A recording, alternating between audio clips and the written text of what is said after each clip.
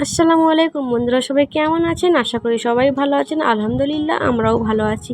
তো আজকে আমি চলে এসেছি ঈদের স্পেশাল ঝুড়ো মাংস রেসিপি নিয়ে। তো যেদিকেই যাচ্ছি সেদিকেই দেখছি মানে ঈদের স্পেশাল ঝুড়ো মাংস রেসিপি দেখাচ্ছে। তো আমি ভাবলাম সবাই যখন বানাচ্ছি আমি কেন বাকি থাকি, চলো আমিও বানিয়ে ফেলি। তো দেখতে পাচ্ছেন ঝুড়ো মাংস রেসিপি আমি বানিয়ে নিচ্ছি। তো ঝুড়ো মাংস রেসিপি বানাতে গিয়ে এখানে লাগছে গরুর মাংস। আমি এখানে গরুর মাংস ইউজ করেছি, আপনারা পাইলে খাসির মাংসটা ইউজ করতে পারেন।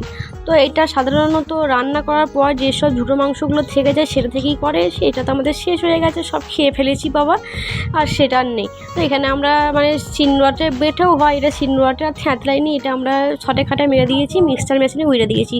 তো এখানে সব রকম মশলা দেওয়া হচ্ছে, তার সাথে গোটা গরম মশলা, পেঁয়াজ, তারপর গুঁড়ো মশলা দিয়েছি, নুন, লঙ্কা, হলুদ, জিরে যেসব লাগে আর কি, তেজপাতা, তারপরে গুঁড়ো গরম মশলাও দিয়েছি, তেল দিলাম, তেল দেওয়ার পর জল দিয়ে এটা একটু নেড়ে দিয়ে আঁচে বসিয়ে দেব।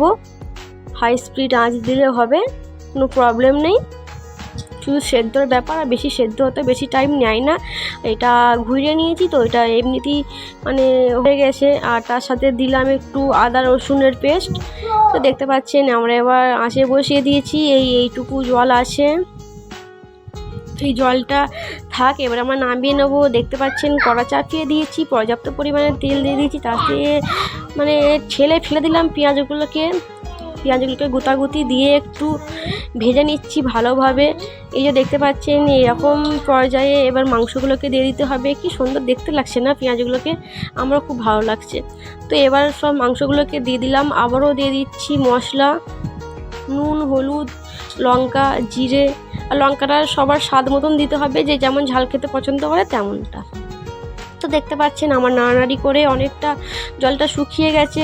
এই যে দেখতে পাচ্ছেন মাংসটা এই যে এমন পর্যায়ে যখন আসবে তখন ভাববেন যে মাংসটা হয়ে গেছে। আর আপনারা যদি এর থেকেও বেশি একটু ভাজা করতে চান তো অসুবিধা নেই গো, কিন্তু আমারটা এরকমই ভালো লাগে। আর এই রেসিপিটা আপনি সব রকম মানে পরোটা বলেন, সিঙ্গারা বলেন, মোগলাই বলেন, সবেতেই আপনি ইউজ করতে পারবেন, এটাকে পুর হিসেবেও কাজ করে।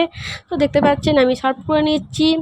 কতটা লোভনীয় লাগছে, আমার তো মনে হচ্ছে এক্ষুনি খেয়ে নিই।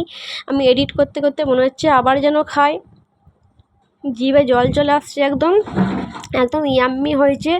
তো আমরা তো খুব মজা করে খেয়েছি, আপনারাও বাড়িতে বানাবেন। আর এই ভিডিওটা ভালো লাগলে একটা লাইক দিয়ে দেবেন। আল্লাহ হাফেজ।